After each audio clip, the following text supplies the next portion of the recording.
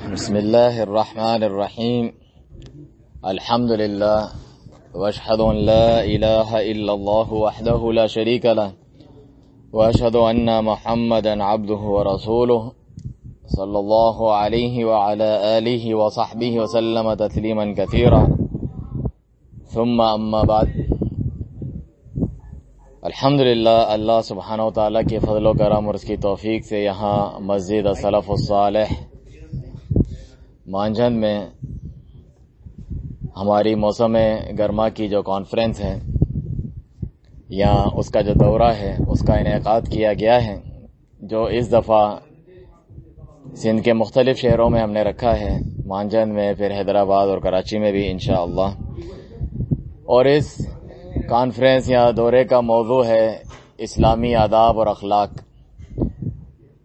اس میں کوئی شک نہیں کہ جو صحیح العقیدہ لوگ ہوتے ہیں، اہل سنہ والجماعہ، سلفی اہل الحدیث، سب سے زیادہ ہم عقیدے کو اہمیت دیتے ہیں. آپ دیکھتے ہیں ہمیشہ توحید بیان کرتے ہیں، شرک کا رد کرتے ہیں، سنت کا بیان کرتے ہیں، بدعات، اہل بدعت کا رد کرتے ہیں، جو ضروری ہے، کیونکہ جب تک عقیدہ صحیح نہ ہو کوئی بھی نیک عمل قابل قبول نہیں، نہ عبادت نہ اچھے اخلاق، کوئی چیز کام نہیں آتی. مگر ساتھ میں اچھے آداب اور اخلاق کی اہمیت کم نہیں ہے. اس کے ذریعے سے انسان خود بھی اجر و ثواب پاتا ہے، آپس میں تعلقات بھی بہتر ہوتے ہیں، اللہ تعالیٰ بھی راضی ہوتا ہے. اور بہت سے ایسے لوگ ہیں جو بڑے نفلی عبادتیں وغیرہ کرتے ہیں لیکن ان کے اخلاق اچھے نہیں ہوتے، تو وہ نقصان کا سبب بنتا ہے، ان کی نیکیاں برباد ہو سکتی ہیں. جس طرح رسول اللہ صلی اللہ علیہ وسلم کی مشہور حدیث ہے کہ ایک عورت کا ذکر ہوا کہ وہ بہت جو ہے نماز پڑھتی ہے، فرض نماز کے علاوہ بھی نفل نماز بھی پڑھتی ہے، تہجد پڑھتی ہے، بڑے نفلی روزے رکھتی ہے، بہت زیادہ صدقہ خیرات کرتی ہے، لیکن توذی جیرانہ بلسانہ، اپنی زبان سے پڑوسیوں کو تکلیف دیتی ہے، غیبتیں، چغلیاں، لڑائی جھگڑے، یہ چیزیں کرتی ہے وہ، یا ان کے بارے میں بری باتیں کرتی ہے جس سے تکلیف ہوتی ہے انہیں. تو فرمایا ہی فی النار، وہ جہنم میں ہے، حالانکہ اتنی عبادت گزار ہے. دوسری پڑوسن کا ذکر کیا کہ وہ جو ہے صرف فرض ادا کرتی ہے، روزے بھی فرض ادا کرتی ہے، بس زیادہ نفلی کام نہیں کر سکتی، اور صدقہ خیرات بھی بہت کم کرتی ہے، چھوٹے کوئی پنیر کا ٹکڑا دے دیتی ہے، لیکن اپنی زبان سے کسی کو تکلیف نہیں دیتی، اس کے اچھے اخلاق ہیں. فرمایا ہی فی الجنہ، تو کہا وہ جہنم میں ہے، وہ جنت میں ہے، یعنی کم عبادت تھی لیکن اس کے اخلاق اچھے تھے. دوسری طرف آپ یہ حدیث بھی سنتے ہیں کہ ایسے شخص بھی ہوں گے قیامت کے دن جو بڑے بڑے نیکی کے پہاڑ لے کر آئیں گے، لیکن کیا ہوگا؟ شتم ھذا، اکل مال ھذا وضرب ھذا، فلاں کو گالی دی، فلاں کا مال کھایا ناجائز طریقے سے، اس کو مارا، مختلف چیزیں، اس کو قتل کیا. تو اس کی نیکیاں اٹھا کے ان مظلوموں کو دے دی جائے گی جن کو گالی دی، جن پہ تہمت لگائی، جن کا مال کھایا، جن کو مارا وغیرہ. تو اتنی نیکیاں اس نے کی، عبادتیں، اور لوگوں کے حقوق نہیں دیتا تھا، تو لوگوں کے لیے وہ نیکیاں کر رہا ہوتا تھا.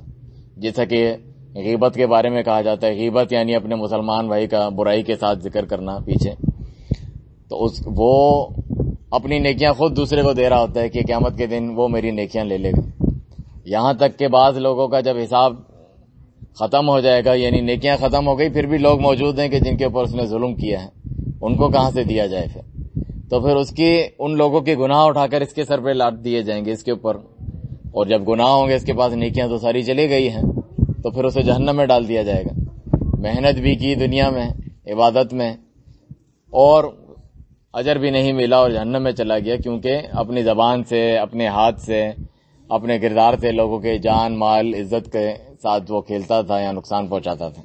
تو کتنی ضروری چیز ہے.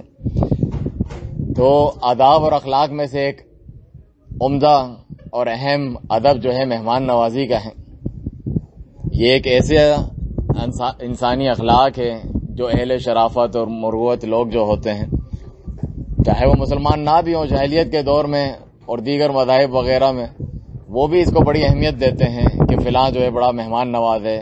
ایک اچھا انسان، اس کا کردار یہ ہوتا ہے کہ لوگوں کی مہمان نوازی کرتا ہے، چاہے قربانی ہی کیوں نہ دینی پڑے اپنے اہل و عیال، اپنے مختلف چیزوں کی، مگر مہمان کو جو ہے عزت دینی ہے، اس کے کھانے پینے رہنے کا بندوبست کرنا ہے، وہ اس کو اہمیت دیا کرتے تھے. آپ دیکھیں اللہ سبحانہ تعالیٰ اپنے پیغمبروں کا ذکر کرتا ہے، ابراہیم علیہ السلام، لوط علیہ السلام، مہمانوں کے تعلق سے قرآن مجید میں فرمانے باری تعالیٰ حل اتاک حدیث ضیف ابراہیم المکرمین، کہ آپ کے پاس ابراہیم علیہ السلام کے جو معزز مہمان آئے تھے ان کی خبر پہنچی ہے؟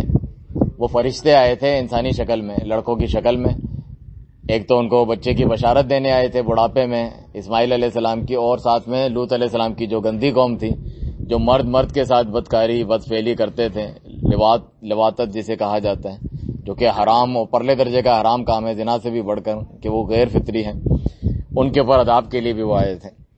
تو آپ کے پاس ان کی خبر آئی، اذ دخلوا علیہ فقالوا سلاما قال سلام قوم منکرون، تو داخل ہوتے ہی مہمانوں نے کیا کہا؟ السلام علیکم، تو انہوں نے بھی کہا تم پر سلامتی ہو۔ تو مہمان نوازی کے آداب میں سے یہ بھی ہے کہ انسان السلام علیکم ورحمۃ اللہ وبرکاتہ کہے، اور اس کے جواب میں وہ بھی سلام کہے کہ سلامتی بھیجے جو اس کا میزبان ہے اس کے اوپر، اور وہ مہمان کے اوپر سلامتی بھیجیں۔ قوم منکرون یعنی ان کو جانتے نہیں تھے، یہ اجنبی لوگ ہیں، یعنی دیکھے ہوئے نہیں ہیں، پھر بھی آپ نے جو ہے ان کی مہمان نوازی کی، اور کس طرح کی؟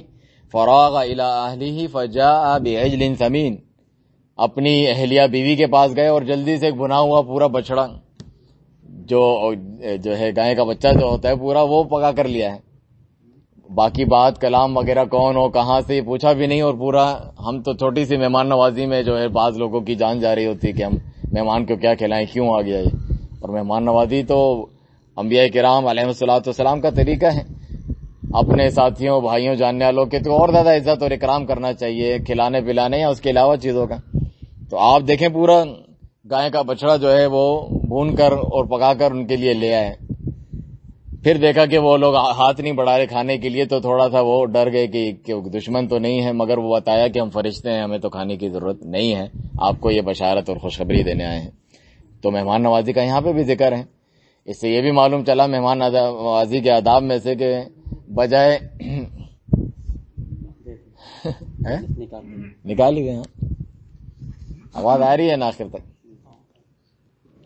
کہ فوراً ان کے کھانے کا انہوں نے بندوبست کیا، تفصیلی بات چیت پوچھنے کے بجائے، تو فوراً جو ہے اس کی پرواہ کرنی چاہیے، گھر والوں کو بولیں کہ ان کے کھانے پینا ہے کوئی انتظام کریں ان کا۔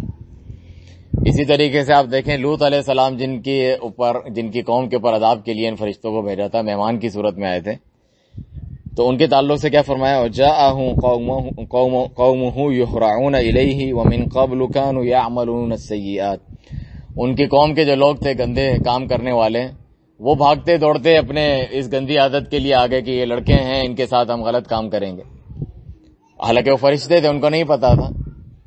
تو اللہ سبحانہ تعالیٰ نے لوط علیہ السلام کی زبانی کیا کہلوایا؟ قال یا قوم هؤلاء بناتهن اطهر لكم فاتقوا الله ولا تخزون في ضيفي، کہ میری بیٹیاں ہیں، قوم کی عورتیں ہیں، ان سے تم شادی کرو، مرد کے ساتھ مرد برائی بدکاری یہ تم کیوں کرتے ہو، اور میرے مہمانوں کے بارے میں میری بے عزتی نہ کرو، یعنی مہمانوں کے سامنے میری عزت رکھو، یہ تم کیا کام کرنے آئے ہو۔ اس سے معلوم ہوا مہمان کی کتنی عزت و قدر ہے کہ لوط علیہ السلام نے کہا کہ مجھے ان کے سامنے رسوا نہ کرواؤ۔ اس کے بدلے میں پھر اللہ تعالیٰ نے کیا کیا؟ عذاب ان کے اوپر بھیجا۔ علیہ منکم رجل رشید، انہوں نے فرمایا لوط علیہ السلام نے کوئی اچھا بھلا آدمی ہے ہی نہیں، تم میں سارے ایک سے ایک گندے ہو۔ تو اللہ سبحانہ تعالیٰ نے پوری قوم پر عذاب بھیج دیا، پتھروں کی بارش، سنگسار ان کو کیا گیا، ایسا عذاب دیا جیسے پہلے کبھی کسی کو نہیں دیا تھا، کیونکہ ان کی حرکت بھی ایسی تھی جیسے پہلے پورے جہان میں کسی نے حرکت نہیں کی تھی۔ اور فرشتے نے اٹھا کر پورے آسمان اوپر تک لے گئے، اور وہاں سے اٹھا کے پوری بستی کو اٹھا کے پٹخ دیا، اوندھے پڑے ہوئے تھے اور پتھروں کی بارش ان کے اوپر کی گئی۔ ایک تو وہ برے کام کرتے تھے، اوپر سے جو مہمان بن کے آئے تھے ان کے ساتھ انہوں نے یہ ذلت آمیز کام کیا کہ مہمان کے بارے میں کسی کی بے عزتی کی، اللہ کے نبی کی، تو کتنی زیادہ اہمیت ہے اللہ تعالیٰ کی نظر میں۔ بلکہ ان کی جو بیوی تھی لوط علیہ السلام کی، جن کے تعلق سے اللہ تعالیٰ فرماتا ہے کہ نیک لوگوں کے تحت نوح علیہ السلام، لوط علیہ السلام کے تحت ان کی بیویاں تھیں جو بری تھیں، کافروں کی ساتھی تھیں، فخانتاہما، انہوں نے ان کی خیانت کی، یعنی اپنی قوم کو جا کے بتا دیا ان کے گھر پہ لڑکے آئے ہیں، یعنی تم برائی کے لیے آ جاؤ، جبکہ انہوں نے منع کیا تھا کسی کو نہیں بتانا، تو شوہر کی بات کا انہوں نے بھرم نہیں رکھا اور ان کا راز کھول دیا۔ تو اللہ سبحانہ تعالیٰ نے کیا نتیجہ کیا؟ کانت من الغابرین، یہ پیچھے مڑ کر بھی نہ دیکھنا، اللہ کا عذاب آئے گا، اپنے گھر والوں کو لے کے نکل جاؤ، لیکن تمہاری بیوی انہی عذاب والوں کے ساتھ پیچھے رہ جائے گی۔ جن مہمان کے بارے میں جس نے مخبری کی تھی اور انہیں پھنسانا چاہا تھا، تو اللہ کے عذاب میں وہ پکڑی گئی۔ جبھی تو فرمایا وَلَقَدْ رَاوَدُوهُ عَنْ ضَيْفِهِ فَطَمَسْنَا أَعْيُنَهُمْ فَذُوقُوا عَذَابِي وَنُذُرِ، کہ انہوں نے ان کے مہمانوں کے تعلق سے لوط علیہ السلام کے ان کو بہلانا پھسلانا چاہا کہ انہیں ہمیں ہمارے حوالے کر دو، تو فَطَمَسْنَا أَعْيُنَهُمْ، ہم نے ان کی آنکھیں مٹا دی، اللہ فرماتے ہیں اندھا کر دیا۔ کتنی زیادہ اہمیت ہے اللہ سبحانہ تعالیٰ کے نزدیک اس کی، تو میرے عذاب کا مزہ چکھو۔ جاہلیت میں بھی اس کو بڑے شرف، عزت اور کرم کی بات سمجھی جاتی تھی، فلانا اچھا انسان ہے، سخی ہے کہ وہ مہمان نوازی کرتا ہے، رشتے ناطے جوڑتا ہے وغیرہ۔ تو ناچا عبداللہ بن جدعان ایک شخص تھا جو غریبوں کی مدد کرتا تھا اور بڑا مہمان نواز۔ تو عائشہ رضی اللہ عنہا نے پوچھا کہ وہ یہ کام کرتا تھا، اے اللہ کے رسول صلی اللہ علیہ وسلم، اس کو کوئی اجر ثواب ملے گا؟ تو آپ صلی اللہ علیہ وسلم نے فرمایا کہ کام تو یہ اس کے اچھے ہیں، لیکن اللہ پر وہ ایمان نہیں رکھتا تھا۔ ایک دن بھی اس نے نہیں کہا کہ اے اللہ مجھے بخش دے، عقیدہ اس کا صحیح نہیں تھا تو اس کو اس کا اجر نہیں ملے گا۔ لیکن یہ تو کم از کم معلوم چلا کہ یہ اچھے والے کام جاہلیت میں بھی لوگ اس کو عزت اور قدر کی نگاہ سے دیکھتے تھے۔ جس طرح آپ سنتے ہیں توحید کے متعلق بھی حدیث سنتے ہیں کہ لات، منات، عزا جو ان کے بت تھے، لوگ سمجھتے ہیں صرف بت تھے، وہ ان کے نیک صالحین، ان کی امت اور قوم کے اچھے لوگ تھے۔ جس طرح یہاں پر بھی اولیاء صالحین نبیوں کو پکارتے ہیں، دعائیاں دیتے ہیں، نظر نیاز منت کرتے ہیں، شرک تھا۔ تو اس میں سے جو لات تھا اس کے بارے میں کیا آپ پڑھتے ہیں؟ عبداللہ بن عباس رضی اللہ عنہ کیا فرماتے ہیں؟ وہ ایک نیک شخص تھا، حاجیوں کی خدمت کرتا تھا، مہمان نوازی کرتا تھا، ستو اللہ کے گھر کے مہمان کہا جاتا ہے، ضیوف اللہ، جو حج عمرہ کرنے آتے ہیں ان کو کیا کہا جاتا ہے؟ اللہ کے گھر کے مہمان ہیں۔ تو ان کی خدمت کرتا تھا، شربت پلاتا تھا، ستو گھول کے ان کو پلاتا تھا۔ تو اس کا یہ نتیجہ کہ اس کی عبادت انہوں نے شروع کر دی، جبکہ اس نے نہیں کہا تھا کہ اس کی عبادت کی جائے۔ اور یہ حدیث جو آپ نے خطبے میں بھی سنی کہ خدیجہ رضی اللہ عنہ کے پاس جب نبی کریم صلی اللہ علیہ وسلم تشریف لائے، شروع میں جب وحی آئی جبرائیل علیہ السلام کی طرف سے، ڈر گئے تھے، مجھے چادر اڑاؤ، پتہ نہیں مجھے جان کا خطرہ ہے، یہ کیا ہو رہا ہے میرے ساتھ۔ تو آپ نے یہی کہہ کر حوصلہ دیا کہ اللہ تعالیٰ آپ کو کبھی ذلیل اور رسوا نہیں کرے گا، عزت دے گا۔ آپ تو غریبوں کی مدد کرتے ہیں، بے سہاروں کا جو ہے سہارا بنتے ہیں، بوجھ اٹھاتے ہیں، لوگوں کے کام آتے ہیں، اور یہ بھی فرمایا تو قریب الضیف، اور مہمان نوازی کرتے ہیں۔ تو جو مہمان نوازی کرتا ہے اس کا مطلب اللہ سبحانہ تعالیٰ کے نزدیک وہ ذلیل و رسوا نہیں ہو سکتا ہے۔ اللہ تعالیٰ اس کو بے یار و مددگار بغیر مدد کے نہیں چھوڑ سکتا ہے، بلکہ اس کو عزت اور اکرام ملتا ہے۔ کتنا مشہور ہے حاتم تائی لوگ بولتے ہیں، حالانکہ اسلام سے پہلے کا شخص تھا، لیکن اس کی سخاوت بہت مشہور تھی، مہمان نوازی، تو اس کا نام باقی رکھا ہوا ہے، اور اس کا نام لینے والے لیتے ہیں، اس کی مثالیں دیتے ہیں۔ اسی وجہ سے آپ دیکھیں سورہ کہف میں جب ہم موسیٰ اور خضر علیہ السلام کا قصہ پڑھتے ہیں، اس کی اہمیت کا آپ اندازہ لگائیں کہ جو مہمان نوازی نہیں کرتے تو اللہ سبحانہ تعالیٰ کی طرف سے یہ ایک عیب اور بری بات ہے انتہائی۔ تو وہ جس قوم کے پاس گئے تھے، فانطلق حتى اذا اتى اہل قریۃ استطعم اہلها فابوا، ایک قوم کے پاس وہ دونوں گئے، ان سے کہا کہ ہماری مہمان نوازی کرو، ہمیں کھانا کھلاؤ، فابوا، انہوں نے انکار کیا کہ ہم نہیں کریں، فابوا ان یضیفوہما، ان دونوں کی مہمان نوازی نہیں کی۔ حالانکہ یہ دستور تھا کہ کسی بھی دین مذہب کا ہو، مہمان نوازی تمہیں کرنی ہے، اس کا حق ہے۔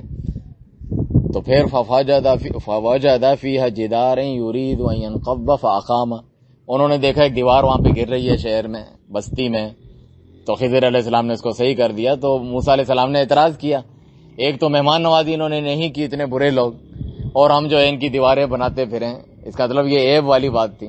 پھر وہ پورا قصہ آپ سن سکتے ہیں۔ اصل مقصود یہ ہے کہ کتنی اہمیت ہے اس کی۔ آپ صلی اللہ علیہ وسلم نے تو کہا کہ جو نہیں کرتا مہمان نوازی تم اس سے لے سکتے ہو۔ چنانچہ مشہور حدیث آپ سنتے ہیں کہ صحابہ ابو موسیٰ اشعری رضی اللہ عنہ کی مشہور حدیث ہے، بخاری مسلم وغیرہ میں، دم جھاڑ کے تعلق سے آپ سنتے ہیں کہ ایک قبیلے سے گزرے، مہمان نوازی کا کہا، انہوں نے مہمان نوازی نہیں کی، جاؤ نہیں کھلاتے پلاتے تمہیں۔ پھر ان کا جو قبیلے کا بڑا سردار تھا، اس کو کسی بچھو سانپ نے ڈس لیا، اور وہ ان کے پاس آئے، مسلمانوں کے پاس، کہ آپ میں کوئی دم جھاڑ کرنے والا ہے، وہ مر رہا ہے، اس کو زہر جو ہے پھیل گیا ہے اس کے جسم میں، بچھو نے کاٹا ہے۔ تو انہوں نے کہا تم نے ہماری مہمان نوازی نہیں کی، اب ہم نہیں کریں گے، 100 بکریاں ہمیں دو تب ہم کریں گے۔ تو واقعی وہ راضی ہو گئے، 100 بکریاں دیں گے، سردار کو بچا لو۔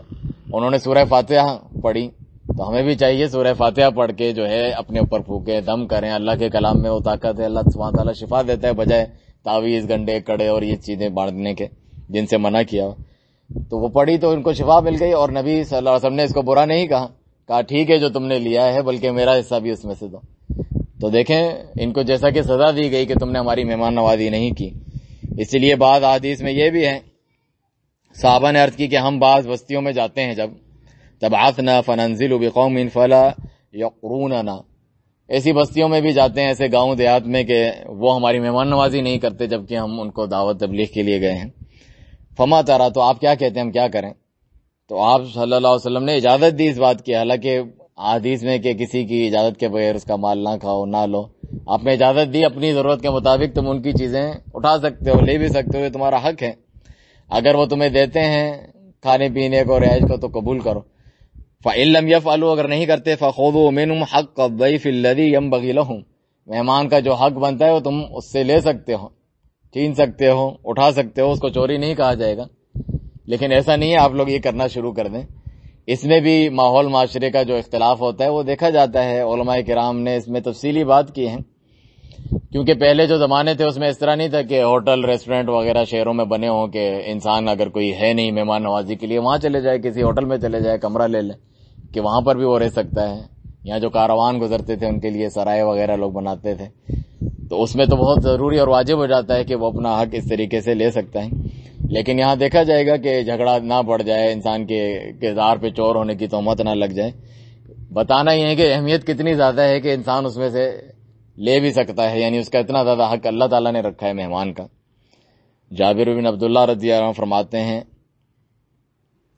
کہ رسول اللہ صلی اللہ علیہ وسلم نے مہمان کے تعلق سے یہ بھی فرمایا کہ یعنی بستروں کے متعلق جب پوچھا گھر میں کتنے بستر ہونے چاہیے, فرمایا کہ فراش للرجل, ایک بستر جو ہے مرد کا گھر کے ہونا چاہیے, وہ فراش لامرأتی, اس کی بیوی کا ہونا چاہیے, بچے ہیں تو الگ معاملہ ہے. والثالث للضیف, تیسرا بستر ہونا ہی مہمان کے لیے چاہیے. یعنی اتنی اہمیت ہے کہ مہمان کے لیے ایک بستر کا آپ صلی اللہ علیہ وسلم نے ذکر کیا. اور فرمایا والرابع للشیطان, چوتھا بستر جو ہے وہ شیطان کے لیے ہے. جس کا مطلب کیا ہے, یعنی اسراف نہیں کرنا چاہیے. گھر میں لوگ فرنیچر بھر دیتے ہیں, ضرورت بھی نہیں ہے, ایک سے ایک جو ہے پلنگ دوسرے فرنیچر بیٹھنے کی چیزیں جن کو استعمال بھی نہیں کرتے. تو دین میں اسراف کا مطلب یعنی فضول خرچی نہیں کرنی چاہیے اگر کام میں نہیں ہے. اس لیے فرمایا چوتھا شیطان کے لیے کیوں لے رہا ہے, انسان دوسرے نیک کاموں میں لگا سکتا ہے. اس حدیث میں دلیل یہ ہے والثالث للضیف, ایک بستر یعنی مہمان کے لیے بستر یا کمرہ وغیرہ تیار رکھنے کا آپ صلی اللہ علیہ وسلم نے حکم دیا ہے.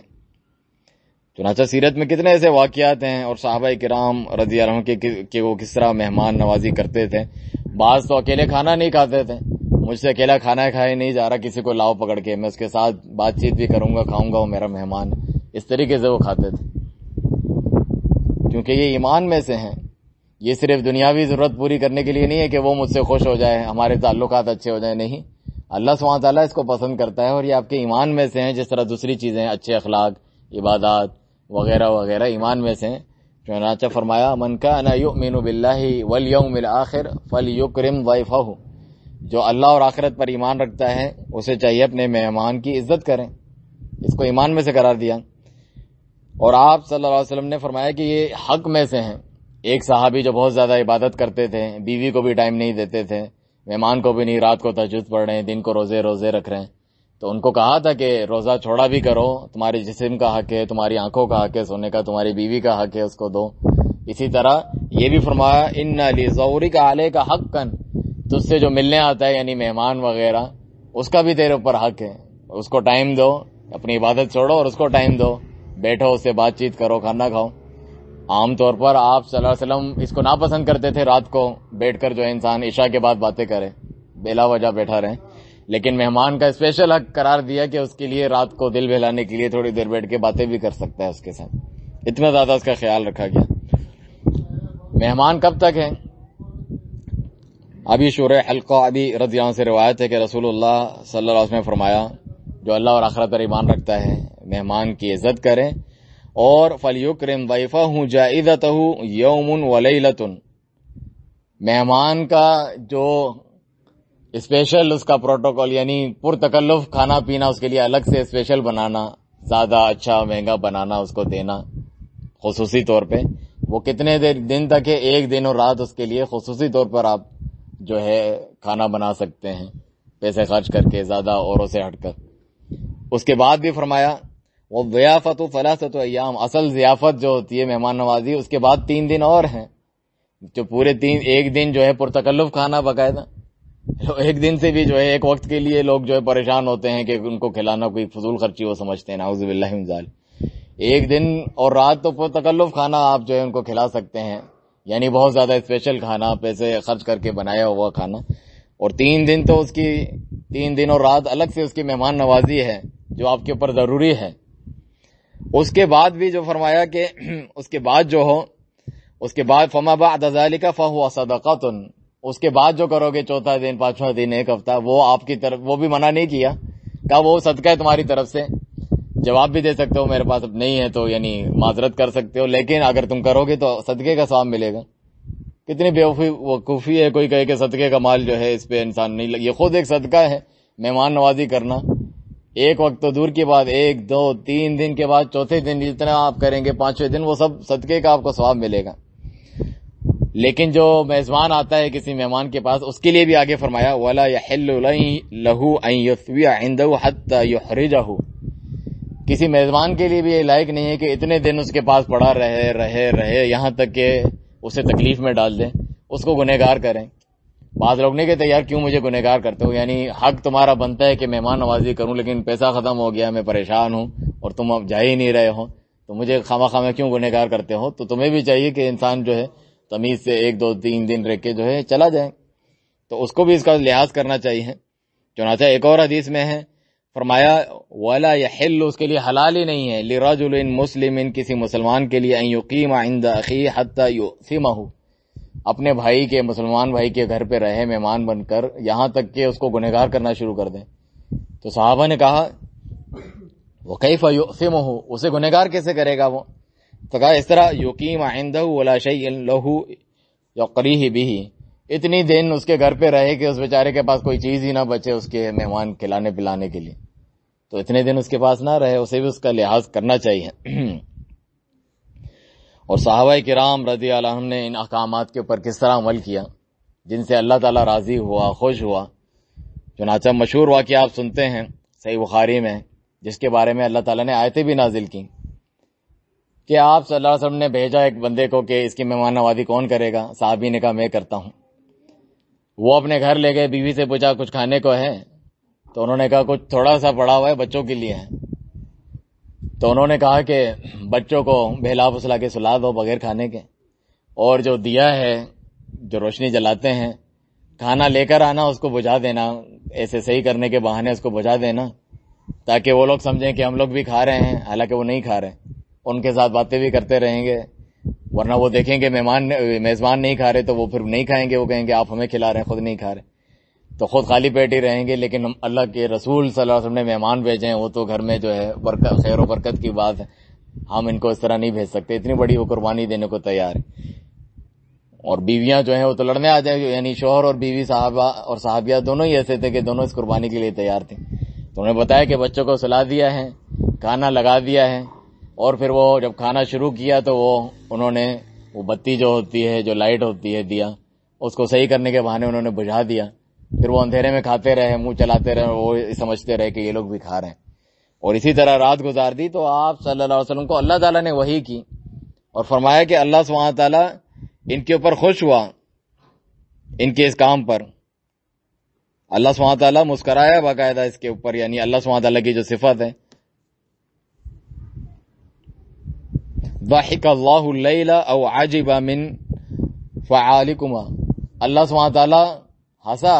اللہ سبحانہ تعالیٰ کس طرح ہنستا ہے؟ جس طرح اس کی شان کے لائق ہے، یعنی اتنا عظیم انہوں نے کام کیا اور اللہ تعالیٰ کو راضی کرنے کے لیے یہ کمزور انسانوں نے یہ کام کیا.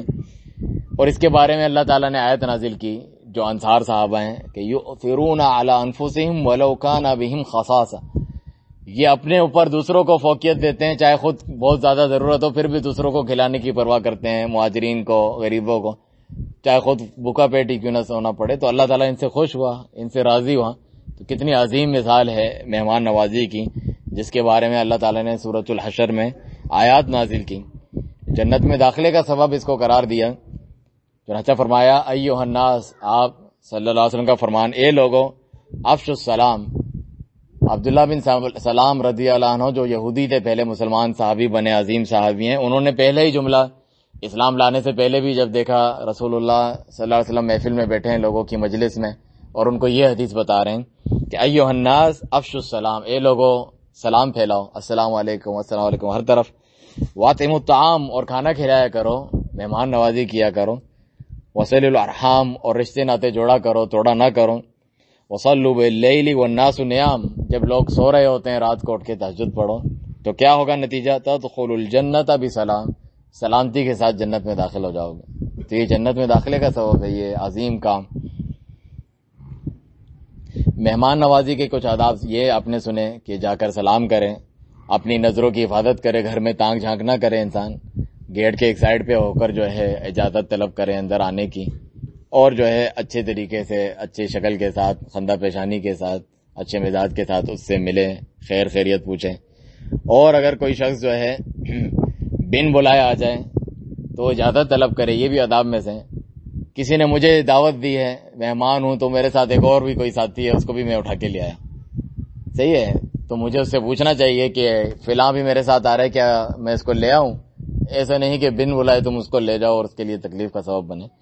چنانچہ ابو مسعود رضی اللہ عنہ سے روایت ہے کہ انصار میں سے ایک شخص آیا جس کا نام ابو شعیب تھا، انہوں نے اپنے غلام جو کہ قصاب تھا، قصاب یعنی کسائی تھا، اسے کہا اجعل لی طعاما یکفی خمسہ، ایسا کھانا بناؤ جو 5 لوگوں کو کافی ہوں، اور نبی کریم صلی اللہ علیہ وسلم بھی ان 5 لوگوں میں شامل ہیں، کیونکہ فإنی قد عرفت فی وجہ الجوع، میں نے نبی صلی اللہ علیہ وسلم کے پیارے چہرے کو دیکھا تو مجھے محسوس ہوا کہ آپ کو بھوک لگی ہے۔ دیکھیں ہم تو جو ہے بھرے پیٹ اور سوتے ہیں اور پھر بھی اللہ تعالیٰ کا کم شکر ادا کرتے ہیں، آپ صلی اللہ علیہ وسلم کے تو کئی دن جو ہے گھر پہ چولہا نہیں جلتا تھا، پیٹ پہ پتھر مدے ہوتے تھے، تو صحابی نے محسوس کیا تو آپ کو دعوت دی اور چند دوسرے صحابہ کو، تو ایک شخص ان کے ساتھ اور آ گیا، 5 تھے تو 6 آ گئے، تو آپ نے جب گھر پہ پہنچے تو پوچھا ان شئت ان یرجع رجع، اگر تم اس کو اجازت دیتے ہو، انت اذن لہ فاذن لہ، اگر اجازت دیتے ہو تو یہ آ جائے گا، اگر منع کرتے ہو تو واپس لوٹ جائے گا، اس میں کوئی برا ماننے کی بات نہیں ہے۔ جس طرح قرآن کی بھی آیت ہے وَإِذَا قِيلَ لَكُمُ ارْجِعُوا فَارْجِعُوا، اگر تمہیں گیٹ پہ کہہ دیا جائے کہ واپس چلے جاؤ، ابھی نہیں ملنا چاہتا تو واپس لوٹ جاؤ، یہاں تو ناراض جائیں گے، وہ تیرے در پہ آیا تھا، تو نے جو واپس مجھے بھیج دیا، میں آؤں گا ہی نہیں اس شخص کے پاس، ایسا نہیں ہے کہ آپ یہ تمہارے لیے زیادہ بہتر ہے، دل پہ اس بات کو نہ لے، انسان کبھی کس حالت میں ہوتا ہے تو پوچھ کے لے جانا چاہیے اگر کسی اور کو ایکسٹرا ایک اور بندے کو الگ سے کوئی لے جا رہا ہے۔ مہمان نوازی کے آداب میں سے یہ بھی ہے کہ انسان کوشش کرے اچھے نیک جو پرہیزگار بندے ہیں ان کی مہمان نوازیاں کیا کرے تاکہ اللہ تعالیٰ بھی خوش ہو، راضی ہو، اگرچہ کسی کافر کو یا برا شخص ہے اس کو بھی جو ہے دعوت دے سکتے ہیں تاکہ اس کا دل نرم ہو، اس کو دین کی اور اچھی باتیں بتا سکیں، لیکن عام طور پہ ادب نبی کریم صلی اللہ علیہ وسلم نے فرمایا اور اس کی کوشش کریں کہ لا تصاحب الا مؤمنا، صحابی کو کہا اپنا دوست صرف مومنوں کو بنایا کرو جو ایمان والے ہیں، اللہ سے ڈرتے ہیں، ولا یاکل طعامک الا تقی، تیرا کھانا نہ کھائیں مگر اچھے متقی پرہیزگار لوگ، یہ فاسق فاجروں کو کھلاؤ، یعنی وہ اپنے گناہوں میں، تم ان کو گناہوں سے روکو بھی نہیں، نصیحت بھی نہ کرو، ان کو کھلا پلا کے اور اس کے اوپر جو ہے مضبوط کر دو، یہ چیز مناسب نہیں ہے۔ اسی طریقے سے مہمان نوازی کے آداب کے خلاف یہ بات ہے کہ انسان صرف پیسوں والے جو بڑی پارٹی نہیں، ہم انہی کو بلاتے ہیں جن سے ہمارا کوئی کاروباری مسئلہ ہو، کوئی رشتے ناتے، اور غریبوں کو ہم دعوت نہیں دیتے، اپنے پروگرام میں نہیں بلاتے، ولیمے نہیں بلاتے، ہماری بے عزتی ہوگی، ان کا کیا ہے؟ تو ہر جگہ اپنے فائدہ اور مفاد دیکھتے ہیں کہ ہم صرف بڑے بڑے امیر لوگوں کو بلائیں گے اس دعوت میں، غریبوں کو نہیں بلائیں گے، تو یہ بدترین کھانا اور دعوت ہے۔ فرمایا آپ صلی اللہ علیہ وسلم نے کہ شر الطعام طعام الولیمہ یدعى لها الاغنیاء ویترک الفقراء، بدترین کھانا اس ولیمے کا ہے جہاں صرف امیروں کو بلایا جاتا ہے اور غریبوں کو چھوڑ دیا جاتا ہے، تو ایسا نہیں ہے، کسی میں فرق نہیں کرنا چاہیے، تمام مسلمان جو ہیں بھائی ہیں، ایک جیسے ہیں، سب کی عزت اکرام، سب کی مہمان نوازی برابر کرنی چاہیے۔ اور نبی کریم صلی اللہ علیہ وسلم جو وفد آتے تھے ان کو آپ صلی اللہ علیہ وسلم جو ہے باقاعدہ مرحبا کہتے تھے، خوش آمدید، جو نے بھلی کرے، صحیح ہے، مرحبا بالوفد الذی جاؤ، آپ کہتے مرحبا، خوش آمدید، پرتقال گرم جوشی سے ان کا استقبال کرتے تھے خوش ہو کر، اور کہتے تھے غیر خزایا ولا ندامہ، آپ لوگ آئیں نہ آپ کو ندامت کا سامنا کرنا پڑے، اور نہ آپ نامراد ہوں، آپ اللہ سبحانہ تعالیٰ آپ کی مرادیں پوری کرے، آپ کو عزت دے، اس طریقے سے ان کا استقبال کرتے تھے. یہاں تک کہ خاتون بھی آتی مرحبا بام ہانی، ام ہانی آئی تو کہا آپ کو خوش آمدید ہو. اس طرح آپ صلی اللہ علیہ وسلم استقبال کرتے تھے مہمان کا. یہ نہیں کہ شکل بنائی ہوئی ہے کہ کہاں سے آ گئے، بیزاری کا اظہار کرنا، یہ انتہائی بری حرکت ہے، بری بات ہے. مہمان کو یہ بات محسوس نہیں ہونی چاہیے. اور جب مہمان آپ کے پاس آئیں تو جس کا جو مقام ہے اس کے اعتبار سے اس کو سیٹ دے سکتے ہیں. یہ خاندان کے بڑے بزرگ ہیں، یہ ذرا بڑی کرسی ہے وغیرہ بیٹھنے کی، بیچ میں صدارت، تو ان کو وہاں پر بٹھائیں، بچوں کو سائڈ پہ بٹھائیں. اسی طرح آداب میں سے جب کوئی پی رہا ہو، کوئی چیز وغیرہ دینی ہو، آپ صلی اللہ علیہ وسلم جب مثلا دودھ کا پیالہ پیتے تو دائیں طرف رائٹ سائڈ پہ جو ہوتا ہے اس کو دیتے ہیں. وہ زیادہ حقدار ہیں، چاہے وہ چھوٹا ہو یا بڑا. اس کی اجازت سے کسی دوسرے کو بھی دے سکتے ہیں. تو دائیں طرف سے شروع کرنا چاہیے کوئی بھی چیز دیتے ہوئے کھانے پینے کی، وہ زیادہ حقدار ہیں. اور ایک مسلمان کے اوپر یہ حق ہے کہ جب اس کو دعوت دی جائے کھانے پینے کی تو وہ اس کو قبول کرے. مسلمان کا دل نہ توڑے، میں نہیں آتا تمہاری دعوت میں. جب کوئی وجہ ہو واقعی وہ نہیں آ سکتا ٹائم، تو وہ اچھے طریقے سے بول بھی سکتا ہے اس کو ادب و احترام کے ساتھ کہ ابھی وقت نہیں ہے، انشاءاللہ آئندہ میں آؤں گا آپ کے پاس. چنانچہ فرمایا اتنا زیادہ ضروری ہے ایک مسلمان جب آپ کو دعوت دے اس کو قبول کیا جائے، یہاں تک کہ آپ روزے کی حالت میں کیوں نہ ہو، نفلی روزہ جو ہوتا ہے، فرض روزہ نہیں. فرمایا اذا دعی احدکم فلیجب، تم میں سے جب کسی کو دعوت دے مسلمان بھائی، فلیجب، تو اسے اس کی دعوت قبول کرنی چاہیے، کھانے کے لیے جانا چاہیے. فإن كان صائما فليصلي وإن كان مفطرا فليطعم، اگر وہ روزے سے ہو تو وہ اس کے لیے دعا کرے، اس کے ساتھ کھانے کے لیے بیٹھ جائے. اگر اپنا روزہ نہیں کھولنا چاہتا ہے تو وہ جو ہے اس کے لیے دعا کرے، اللہ تعالیٰ خیر و برکت دے آپ کے کھانے میں، آپ کھائیں، میں آپ سے باتیں کرتا ہوں. اور اگر روزہ نہیں ہے تو وہ کھا سکتا ہے. اور ایک دوسری روایت میں ہے کہ مسلمان کا حق جو آپ کا مہمان نوازی کر رہا ہے اتنا زیادہ ہے کہ آپ اس کے لیے اپنا روزہ توڑ بھی سکتے ہیں. توڑ دینا چاہیے کہ اس کا دل آزاری نہ ہو. اگر فرض روزہ نہیں ہے، نفلی روزے کے تعلق سے آپ صلی اللہ علیہ وسلم کا ارشاد ہے کہ نفلی روزہ رکھنے والا اپنے روزے کا مالک ہے، بادشاہ ہے، اس کی مرضی ہے چاہے اس کو جاری رکھے آخر تک، اس کی مرضی ہے چاہے آدھے میں چھوڑ دے کسی بھی وجہ سے. تو یہ ایک بڑی وجہ ہے. اگر مسلمان آپ کو دعوت دے اور آپ چاہتے ہیں اس کا دل نہ ٹوٹے میں اس کے ساتھ کھا لوں، تو آپ اپنا روزہ چھوڑ سکتے ہیں. اس کی قضا بعد میں رکھنے کی بھی ضرورت نہیں ہے. رکھ لے تو اچھی بات ہے، نہیں رکھے تو نفلی روزے کی اس کے اوپر قضا بھی نہیں ہے. سعد بن عبادہ رضی اللہ عنہ فرماتے ہیں کہ جس کے پاس آپ کھانا کھاتے ہیں، جو آپ کی مہمان نوازی کرتا ہے، اس کے لیے پھر دعا بھی کرے انسان، اس کے لیے دعا کریں.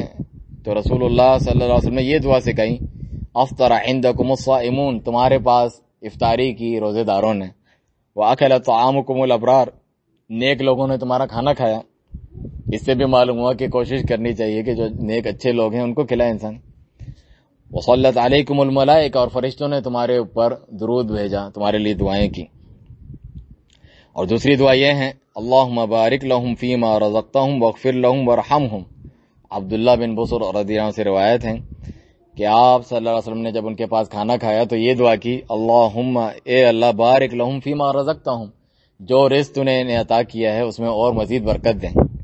واغفر لہم وارحمہم، انہیں بخش دے، ان کے اوپر رحم فرما. نبی کریم صلی اللہ علیہ وسلم جو دعا فرمائے تو کیوں نہ وہ اللہ کے یہاں قبول ہوگی کہ بخشش ہو جائے انسان کی، کس وجہ سے؟ مہمان نوازی کرنے کی وجہ سے. تو کتنی زیادہ اس کی فضیلت ہے.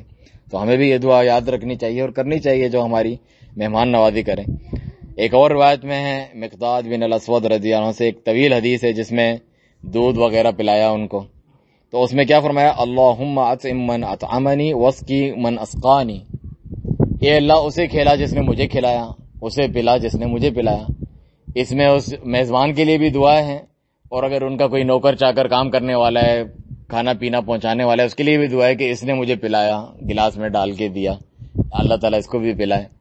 تو یہ کچھ مہمان نوازی کے بڑے بڑے آداب ہیں، اس کی اتنی اہمیت اور فضائل ہیں. تو اور اللہ سبحانہ تعالیٰ کی طرف سے جو شخص مہمان نوازیاں کرتا ہے اسے خیر و برکت حاصل ہوتی ہے، اس کے رزق میں کمی نہیں ہوتی بلکہ اضافہ ہوتا ہے، اور لوگ اس سے محبت کرنے لگتے ہیں. اور یہ اعلیٰ اخلاق میں سے، پیغمبروں کے طریقے میں سے ہیں. تو اللہ سبحانہ تعالیٰ سے دعا ہے کہ ہمیں بھی دل کھول کر جو ہے مہمان نوازی کرنے کی توفیق عطا فرمائے، اور ہر قسم کے جو برے اخلاق ہیں، کنجوسی، بخیلی، مہمانوں کی عزت نہ کرنا، اس سے ہمیں بچائے اور محفوظ رکھیں. اور سبحانک اللہم و بحمدک، اشہد ان لا الہ الا انت، استغفرک و اتوب الیک.